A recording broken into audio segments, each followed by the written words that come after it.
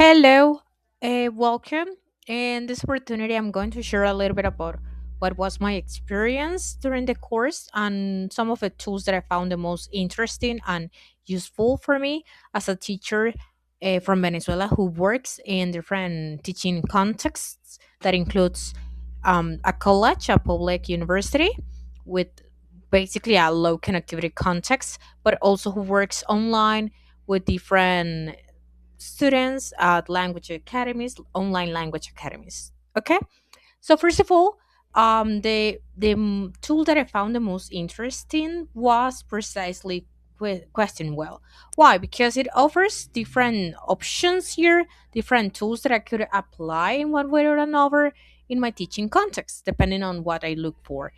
For example, we got here some amazing tools that could allow us to personalize and also to apply the differentiation in our classes, not only in terms of readings, simplifying texts, but also to apply it also into tasks, activities, evaluations, assignments, so they would be more appropriated according to the student in question or the group of students. Yes, so it supports personalization, equity, and differentiation in materials, but also in assessment. Yeah.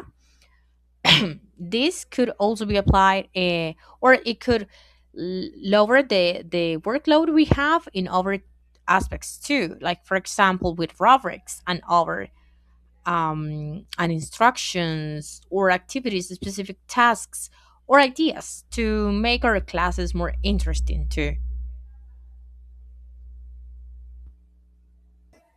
On the other hand, we got Gamma, which is a perfect tool to create slides based on the needs and characteristics that we include in the prompt. In my case, I asked for a presentation that could be used to present the simple past tense, or well, to practice and review the simple past tense using and adapted to one specific linguistic level, but using a specific theme, which was Doctor Who.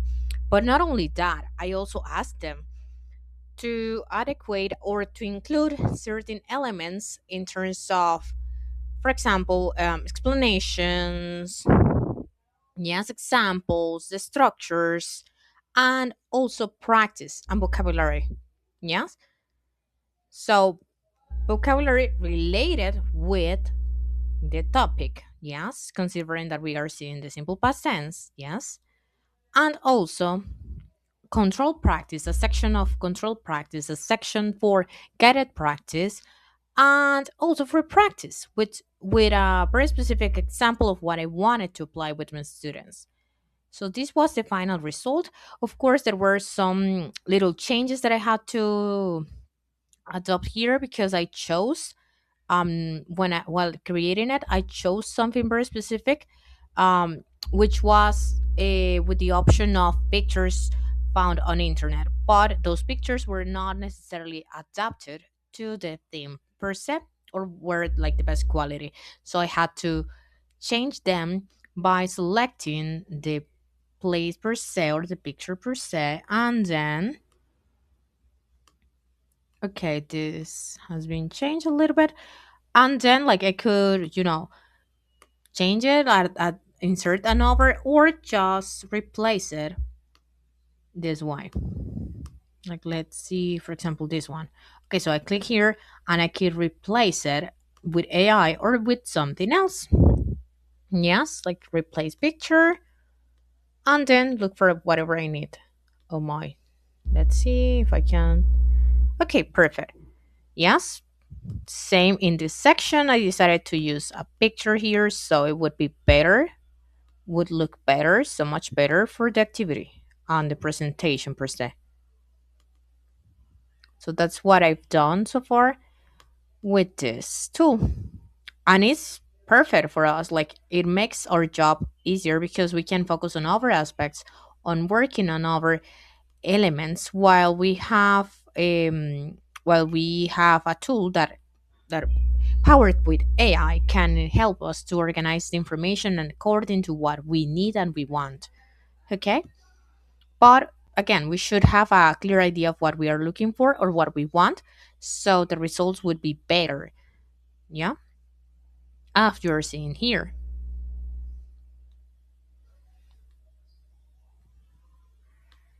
And creating presentations that are including these themes, like very current themes, or has like a kind of twist, are great because they can engage more our students, and it's easier, more interesting to learn about grammar, or even novel to learn grammar this way and practice using this than using the typical textbook example, or just focus on grammar without a context per se.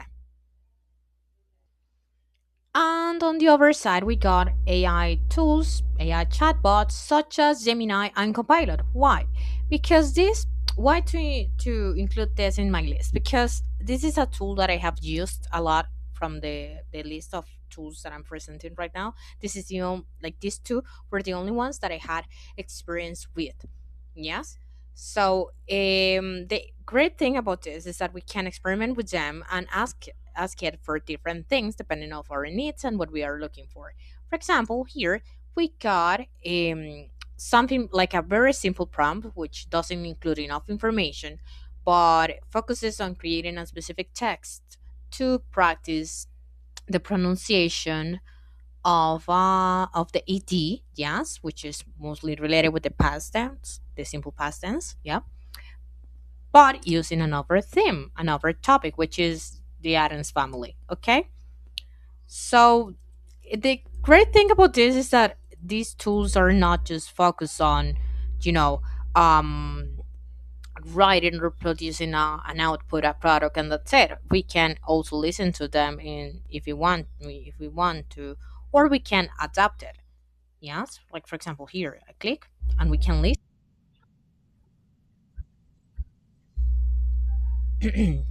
And just like that, we can ask them to produce pictures, to even interact with them using the microphones. Yeah.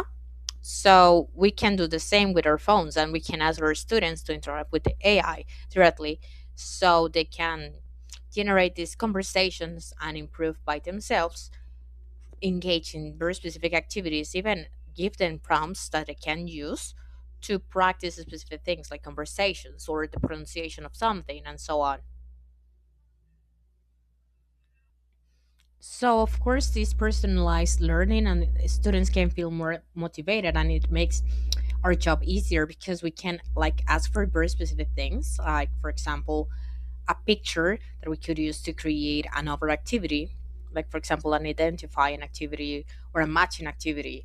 And it's easier because we got the specifications according to what I want and how I want it. Yes, like, oh, please add a balcony. No, I need also a chimney. Or I need to include this object too inside the house, and it does it. The same happens with Gemini. We can create lesson plans depending on the information we have, and we can also use this to discuss some ideas that we have, um, to improve what we are doing. For example, this here, it was for a prompt that I was doing with teaching purposes. So basically, what I did was to interact with the AI to make sure the prompt I had, and this could be applied to an evaluation, it's adequate or it's perfect or it's good enough. If not, to let me know what are those improvements that I can include or change here. Let's see here another example of how we improve in terms of the pronunciation, like that text. Okay, make it longer, make it shorter. So that's what we can like. There are too many possibilities here as teachers. So these two tools, even though it's not like very specialized in terms of education as it happens in, for example, question well or even magic schools, which is another that I have used and has like some similar features to question well, even though that they are not specific, and because they are specific we can get like a better result, and we can like plan better, or we can get more ideas. Gemini and Copilot are great for our own teaching purposes. And on the other side, we got also Polly. Polly is a chatbot. We can create chatbots that will help us and our students interact in a very not only personalized but also a very specific way. So we can create, for example, a game or a chatbot that could play with our kids, with our students that are children, as it happened here with Matilda. This was created for a kid. So this kid could learn English for the first time, like she doesn't know how to use the language, so she can play and interact with it. And to make it even better, it's using the speaking. So in order to interact, you will have to talk. Hello, no entiendo. So that's what we do. Like we interact that way. Let's see. Hello, no entiendo. Yeah. But to reach this level, we have to make sure a prompt in a very good way.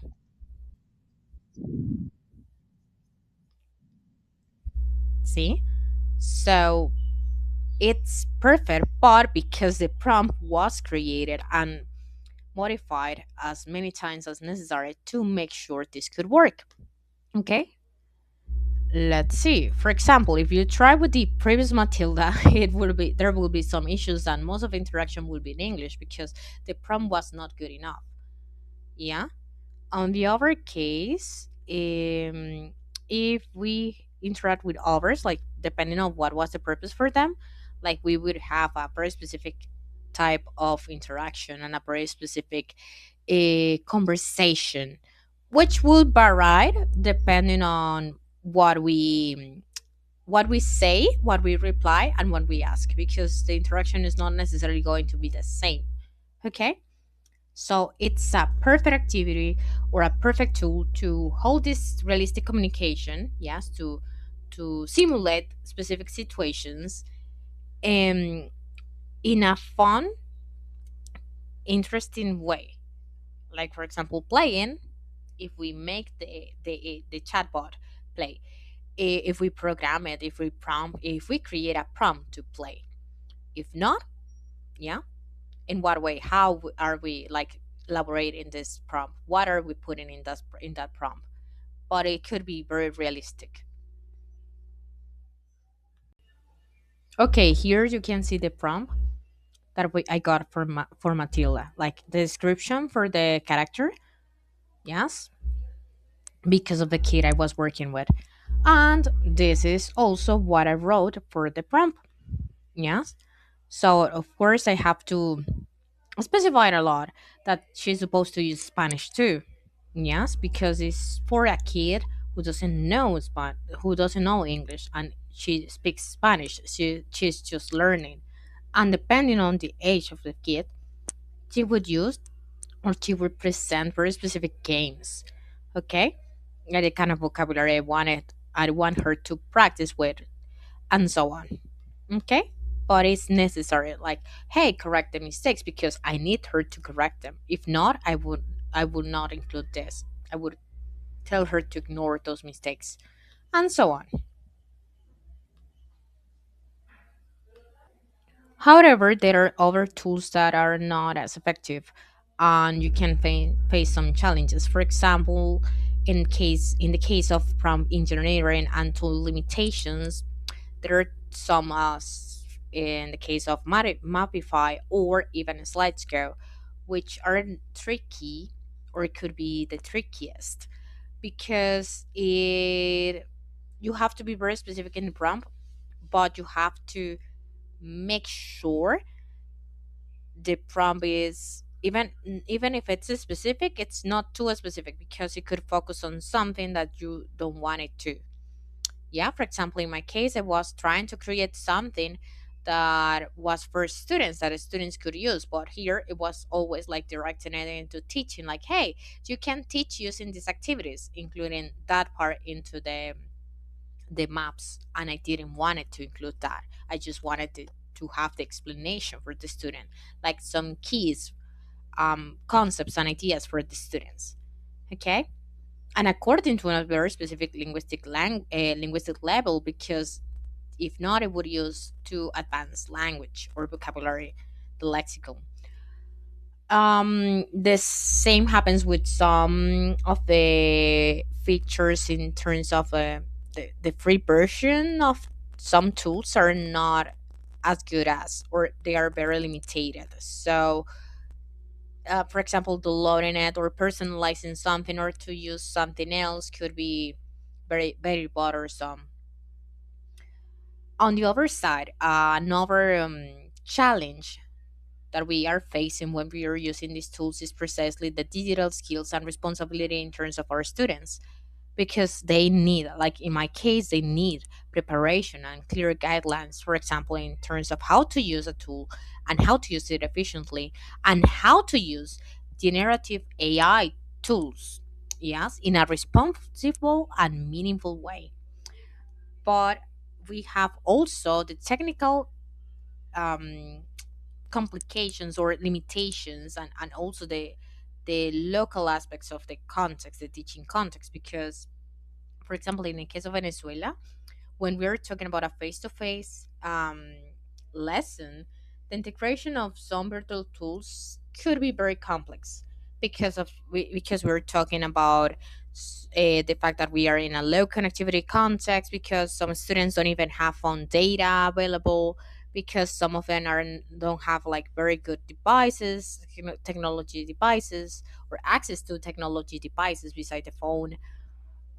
Some tools like for example Puzzle and Edwide are not available here, and sometimes when you try to get into um to open websites like is in the case of Copilot, you could have issues because it says that it's not available in your region, even though I can use it here and I can work with it here in the browser. It doesn't let me to open the full version here on the browser, and that's because of issues that tool is presenting, but also the fact that we are in a context where it's not accessible or it stopped working. So yeah, in terms of how I plan to incorporate these tools, like I already do it with Copilot and Gemini a lot in terms of lesson planning and resource creation, but I'm also starting to use Polytalks as a tool for some students, so they can this and other chatbots, other AI agents like VR are being included, and I'm creating specific bots. So my students, specific students, yes, depending on their needs and what they are looking for, I create one or a couple of bots that I could use with them, and I send them so they can have this independent practice by themselves. They can, develop their independence and autonomy. So they don't need or they don't rely on me for this practice too. Um, that's one of the things. Like I'm planning to use question well more, especially to differentiate the tasks and also help my students with their needs, yes, and characteristics, adapting to the context and their level, especially for the ESP students, like in terms of social communication, journalism, because we have students that are not that they are not, the only thing they know in English or related with the language is maybe hello, thank you, that's it. And there are others who have a very advanced language level that could feel like bored or they don't feel challenged by the subject per se. Okay, on the other side, well, um the prompts are key, so I plan to start using um ChatGPT. Well, not ChatGPT because it's another tool that is not available here in Venezuela, but maybe Copilot and Gemini to check those prompts that I create, to make sure the refinement it's better, especially for prompts that are going to be used in more limited tools, because I cannot personalize it later or refine it in the tool directly. Yes, include these tools also for brainstorming and vocabulary. Mapify is perfect for debating ideas or, you know, checking and getting, brainstorming ideas or, checking more vocabulary that I could use. So, yeah, the course provided me many tools, too many tools that I can use to engage my students. But at least tools that I'm going to keep using, yes or yes, those four: Gamma, Question Well, Polytalks, and of course, well, five actually, Gemini and Copilot. Thank you.